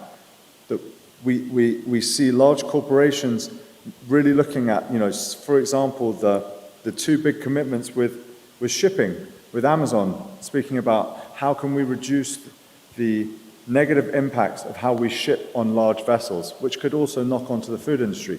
These are positive, but if we do all of that and then deliver it on mopeds in single-use packaging, I don't know the data because it's hard to extrapolate and every menu is slightly different, but I would argue that more carbon could be used in something that is put in a plastic container that's been delivered from somewhere else to Hong Kong and then put on the back of a moped and delivered across the city than the carbon to produce that item in the first place. So it seems to us like the very first thing to do is really rethink the way we eat food for convenience. And that's why we put this whole project together. So to summarize a carbon-conscious catering model, we think that comes down to 5 core areas. The first is mindful sourcing. And mindful sourcing is a relationship between the customer and yourself. You can't change your recipes. You can't launch a completely vegetarian sushi concept if the customer doesn't want to buy completely vegetarian sushi. So what we have to do is we have to engage our consumers. We have to speak with them. We have to learn what they want. We have to build alternatives that gets their buy-in, gets their demand, and gets other brands around wanting to be part of that, and we consolidate many brands. So we need the food industry to engage the consumer and source mindfully. We are strong believers that this fragmented production system using delivery apps is an unsustainable business model, both financially and more importantly for the environment, which is a key stakeholder, and the simple fact that Deliveroo had many funds that could not invest in its IPO due to ESG limitations speaks brilliantly about how important organizations and talks like this are, and it speaks more that we know we shouldn't be doing it. So we shouldn't be doing it. Delivery can be done in smaller, targeted delivery radiuses on foot, and then we should be getting our packaging back. As consumers, we should work with brands to enable that. And in fact, we could have a better experience. Using my example, I would much rather eat ramen in a proper ramen bowl than in a bagasse bowl that's falling apart and slightly leaking. So we should be thinking circularly, and then we should look at our waste, which we see as a resource, and not burn it, not bury it. The amount of waste that we put into Hong Kong than just pure food waste is a travesty, and we should stop doing that, especially considering a significant percentage of the Hong Kong population does not get access to 3 meals a day. So we must look at our resource management. So in conclusion, we've looked at these 5 key areas and built a business model which we felt we had to step away from the mainstream in order to do, and we hope that in doing this, there are companies which we've already found and many more companies that will form that will help us improve each one of these 5 areas. So I hope that this has been helpful, and I appreciate having your time for listening today.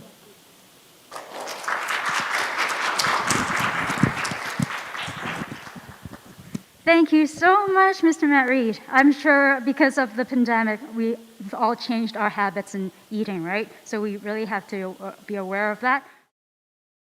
And next, we have our panel discussion. Right now, please welcome our moderator, Mr. Jean-Sébastien Chacaton, Managing Partner, Cavendish Investment Corporation, together with the following panelists. Please welcome Mr. David Morris, Vice Chair and Special Advisor, United Nations Economic and Social Commission for Asia and the Pacific, Sustainable Business Network. Dr. K.F. Zhang, Chief Operating Officer, Tongkey Holding Limited. Mr. Matt Reed, CEO, Kinfoot Halls. Together with our online guest, Mr. Dennis Young, CEO, Shenzhen Inclusive Carbon Technology Company Limited. And also, that's all, thank you. And so we took a photo together and also with our online guests.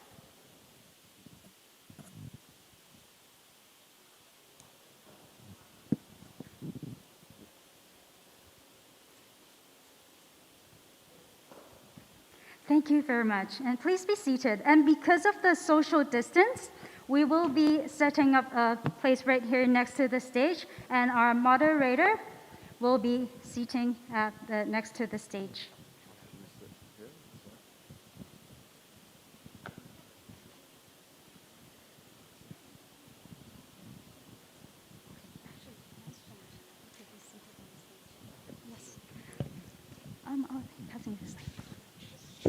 Okay, we have 3 guests on the stage, and Mr.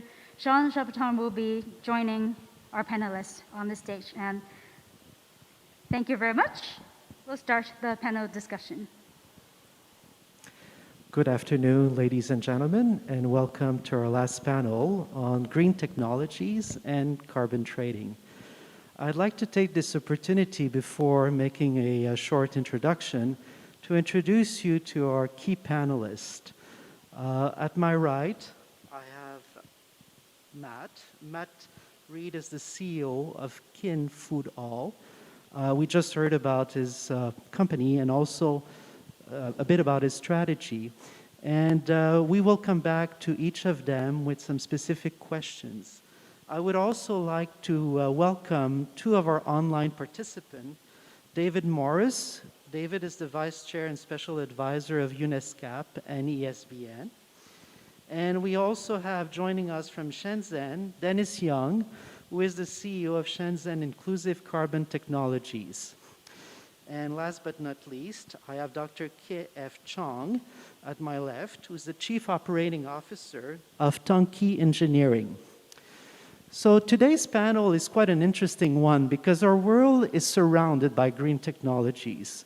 If you think about LED lighting, solar panels, wind energy, electric vehicle, or also just vertical farming or hydroponics. So this is quite important because the global green technology and sustainability market size was valued at $9 billion in 2020. And it's forecast to reach $48 billion by 2027. That is actually a compound annual growth rate of 24% from 2020 to 2027. And that's quite impressive. So the other component that we have in this panel is, of course, carbon trading. So without getting too much into the details, because everyone I think here knows about carbon trading, the buying and selling of credits that permit a company to emit a certain amount of carbon dioxide. And we can come back on this during, the intervention of each of our panelists. But I think first and foremost, I will, start with David, because David is a policy expert in tech governance. And I would like to ask him to provide us with some insights on changes in the international business environment, and what drives green and digital transformation from his perspective. And that includes, obviously, governance, system, and design perspective. So, David, it's all yours. Well, thank you. I do like the system of not having to control the microphone myself, so I'm just assuming you can hear me. But it's a much better system than some of the conferences I've been in where people fumble over their microphones, so congratulations. And I think, while I'm saying congratulations to all of the businesses who are innovating in this space, because this is really exciting and important. And while we talk about green transformation, I think it's just smart, because actually when you look at the converging technologies and all of the challenges, of which of course the green challenge is one of them, but it is just smart for us at this point in the technological revolution to really rethink everything, to rethink every industry, to rethink how users, customers use products and services, and as I was saying before in my earlier comments, for leaders as well, to rethink the policy frameworks, the design of cities, the policy frameworks for agriculture, for all of these things. So we're in a big, exciting time, I think, of change, and so in a way we're limited if we think about green as just being about our environment, as important as that is. But in a way, I think we need to redefine green, that green is has to be a given. It just has to be built into the design of everything we do, just like safety, for example, is built into everything we do. If we work in the food industry, well, clearly food safety is just a given. It's just one of those things. Of course, there's a cost attached to it, but you just build that cost into the fabulous food that you produce and that you then transport to the customer. And so I think we really need to rethink this question about what is green. Green just has to be fundamental to everything we do. And so this is a very different business environment that we're in, and it means that as we're designing new technologies, and not just the designer who's at the point of technological innovation, but I keep wanting to refer to the importance of governance as well, because at the governance level, whether it's industry governance or whether it's at the political level of national and global governance, we do need to have in place for these new technologies rules and standards and norms. And this is not just about privacy, or it's not just about cyber security, but it's about all of the fundamental ways in which these technologies need to be able to speak to one another, need to be interoperable.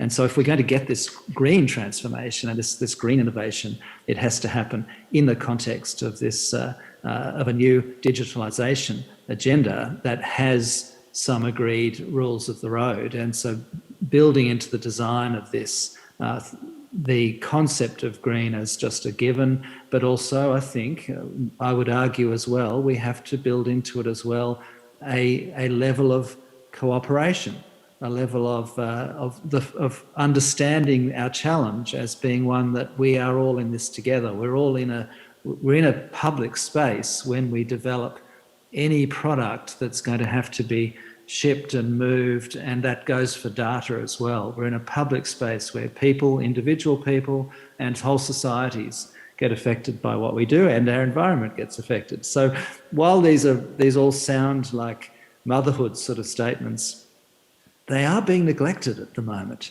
We're actually not getting that design into the global governance and into the industry governance that we need as yet. And that's because usually governance is slow to catch up with technological change. And so all of that really exciting business innovation that's happening at the moment, and we see so much of it in East Asia in particular, where we're seeing these new technologies taking off because of the scale that we have in East Asia, because of the capital and just that early mover advantage that we see in many new industries. But it does mean that then policymakers and industries as a whole take a while to catch up with, okay, what do we need the rules to be then? You know, how do we make sure that, of course, we want the businesses to be making money, we also need to be making sure we're protecting people and protecting societies. And, the big digital transformation has brought with it some real costs and some real risks that are at a social level and an individual level as well. So all of that, I think, needs to be built in together into when we're talking about the governance of these new technologies and new industries. And I want to conclude this. I mean, I'm happy to then take more questions on these matters, but I just want to conclude that by making that point. I think that we really need to redefine green. We really need to just think of it as this is just a given now. We build this into the design of everything we do, whether it's product development or whether it's policy development. Thank you very much, David, for your input. Next, I would like to have the approach of Tongkey Engineering with Dr. Chong. Tongkey is a multidisciplining contractor and engineering company which offers service largely to the construction industry. And my question to Dr. Chong will be more specifically if he can share with us some of his company's experience regarding his environmental health and safety strategy and the wider ESG strategy of the company. Dr. Chong? Thank you. Just want to share a little bit experience. In the recent years, our company, Tongkey, and its subsidiary companies also adopting an IMS, the integrated management system, including ISO 9000, ISO 14000, ISO 50000, and as well as the energy management systems, and also the GHG gas emission systems. And all these are called IMS, these integrated systems to adopt in both our construction sites, project sites, as well as the office environments. And also because the EHS, environmental, especially in health and safety, is our top priority to enhance our IMS systems, as well as we are also adopting some virtual VR technology for the training and avoid the physical attendance. And also we are doing some regular checking for this kind of IMS system, especially to make sure the effectiveness of these systems and also the implementations of these systems, and keep the continuous improvement in all those four management systems. And that's every year we set some performance indicator and review the successful achieved or not, and review how can we improve continuously, and we set all those KPI or EPI and review what we can do and what we can adopt in new technologies for the green environment, and see whether we can achieve the first things as the carbon neutrals, and the end of the day is the carbon zeros. That's the a bit experience in my companies. Thank you, Dr. Chong. Next, I would like perhaps to ask Matt some follow-up questions to his presentation. As we've seen, Keen is an innovative food and beverage concept that marries the physical and digital space, and it endeavors to inspire and implement solutions to the food and climate crisis by developing new technologies. So maybe my question to Matt would be, if you could tell us a bit more about the carbon neutral catering model and how you can see this into your strategy. Sure, absolutely. So I think firstly, when we look at it from different angles, so we have three stakeholders. So our first stakeholder is landlords. And so we are meeting with and have now ongoing conversations with all of the leading developers out of Hong Kong and within the region. And they already build ecosystems. So what we've inspired them to think is start thinking about a holistic solution within your ecosystem.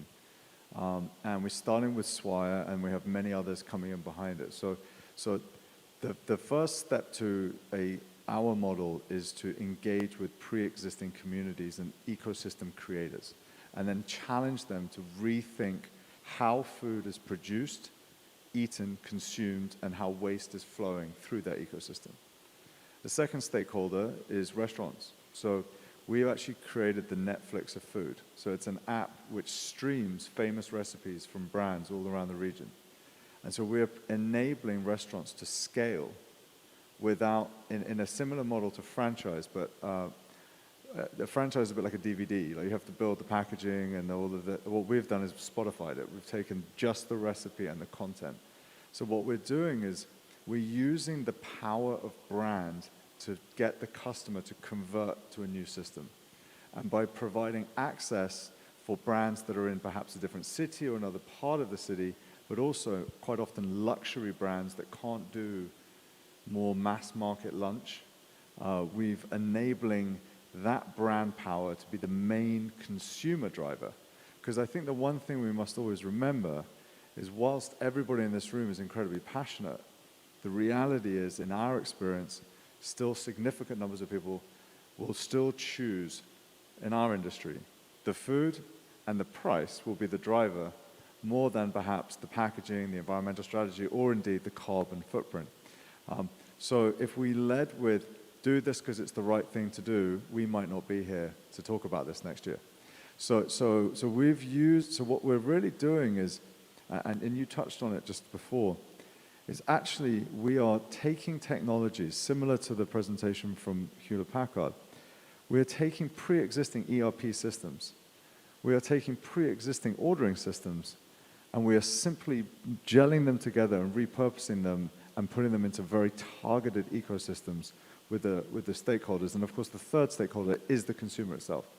And we hope that by going through the first two, we're able to target them. So that's kind of summarizes how we approach it. To specifically answer your question about carbon is actually incredibly complicated. The supply chain and the tracking of the supply chain, there are some exciting companies that are starting to create software that could basically analyze your recipes, analyze where you're buying it from, and provide you with some data points. They're still at a very infantile stage. And so our approach at this time is to sort of be a bit more acknowledging of, let's just set some rules. Let's not buy from Holland, as I mentioned. Let's set some rules. Let's work out a indicative and rather conservative view of our carbon footprint. And then let's do a year's worth of work and try and work out what that is. And then let's set ourselves challenges to reduce that every year. And everything that we do, let's mitigate it in any way so that we at least balance out our footprint or our indicative footprint until the software and the other companies can help us be a bit more specific. Thank you, Matt. And this is very interesting because we've seen with COVID-19, this has exacerbated the supply chain logistics. And obviously, to the example during your presentation of buying local and locally grown, that is something that obviously has an impact on carbon. And if you want to buy, a salad that is freshly grown out of Hong Kong, you don't want necessarily to pay extra for something that comes from Europe. So I think it all has an effect, and that's why we've seen, for instance, vertical farming and hydroponics taking a much more active role in that. Sourcing is obviously, as you just highlighted, the next step that will be probably quite interesting, namely when it comes to food safety as well, because the consumer are actually more sensitive now about what they're eating and where it comes from. So thank you for that. Next, we will be going with Dennis Young, who's the CEO of Shenzhen Inclusive Carbon Technology. Dennis is joining us online. A bit of background on Shenzhen Inclusive Technology. It started in 2015 in Shenzhen, and the company provides a one-stop green asset and carbon neutrality service platform. So therefore, Shenzhen Carbon Technology combines both the technology and financial implementation to create solutions to reduce carbon emission. And the company has created a C2B2B business model into the carbon ecology. So maybe my question for you, Dennis, would be if you could tell us a bit more about your carbon neutral credit, a new trading platform which addresses emissions.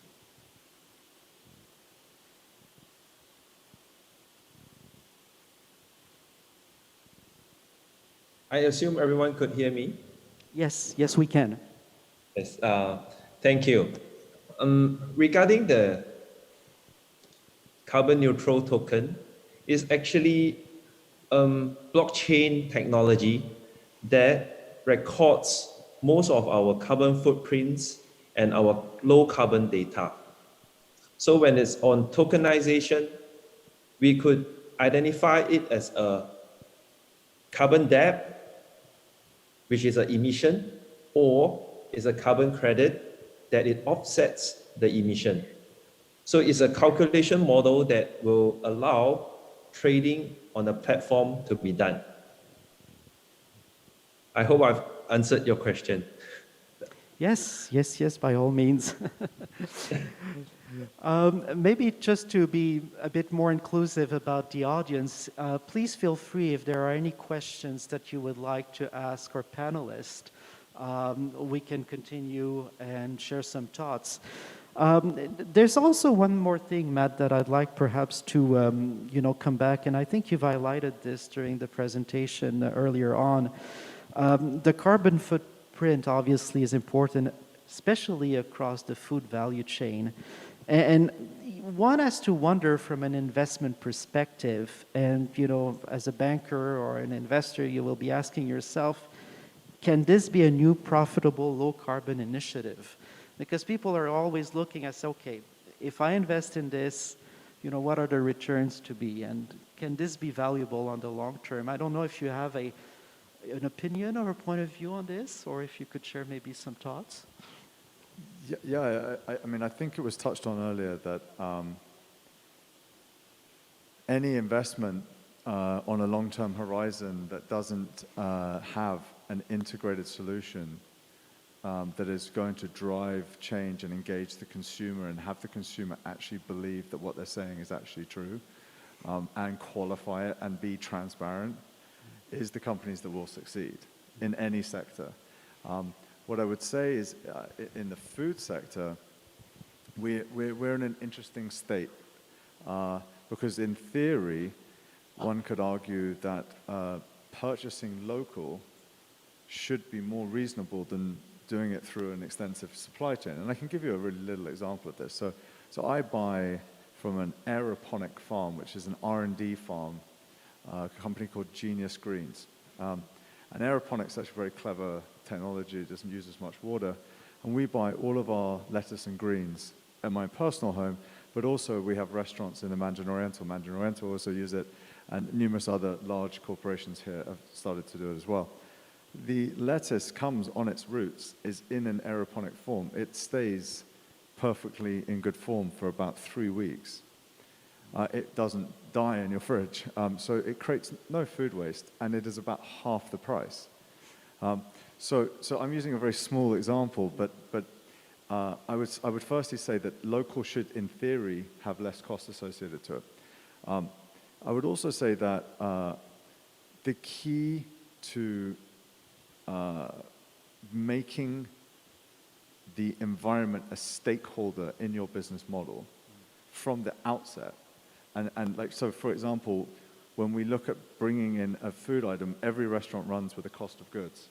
But if you add the carbon mitigation cost into your cost of goods line, so your chefs are considering the distance in their cost of goods as part of their day-to-day course of action, then this is a fundamental change in thinking that then can pass on. So I think sometimes it's changing thinking, it's changing systems, it's looking at different ways. And finally, and I think someone mentioned it earlier, we're at the most fantastic transformative moment where you can firstly stand out from pre-existing or incumbent leaders.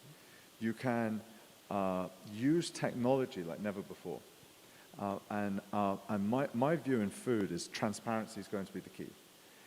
The ability to walk into a supermarket, see a fish, scan it, and see when it was caught. Is it a species that is safe? Is it traceable? Was it correct? How fresh is it? And think about that on every aspect. So I think that technology will enable us to mitigate costs.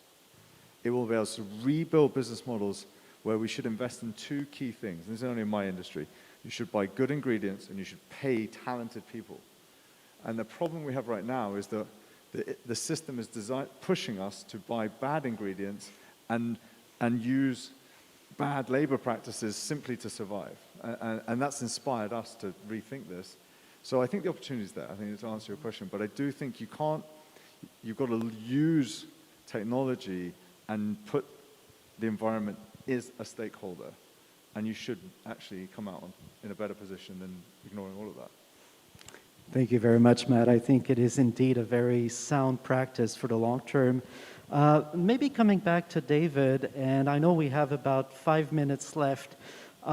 David, I would like to know maybe what are your thoughts about the upcoming COP26 meeting, and if you have any hopes that indeed green technologies and carbon trading will be highlighted during this meeting of the different leaders?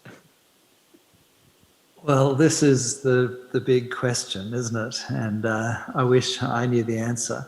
But I think that our best guess is that we're not going to see anything very dramatically new come out of the meetings in Glasgow. As I mentioned my frustration in my earlier comments today, leaders have really failed us. And this is not a criticism of those individual leaders, it's rather a criticism of leadership as a whole.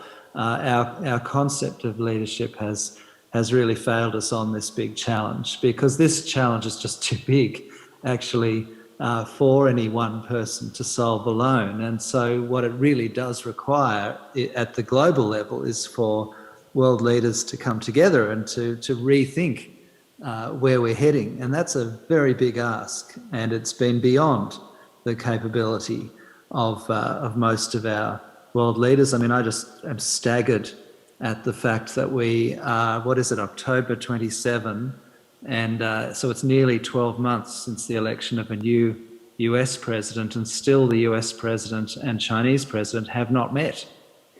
So this is the world we live in. We live in a world where there is a total comprehensive failure of leadership to grapple with these big challenges, unfortunately. So I wouldn't be pinning my hopes on a political solution here. However, everything we've just heard, I think, confirms to us that business is moving ahead anyway, because the business opportunities that are here actually in this transformation, in this, whether we call it a green transformation, a digital transformation, it's basically there's just a big technological change that is occurring, and green is part of that.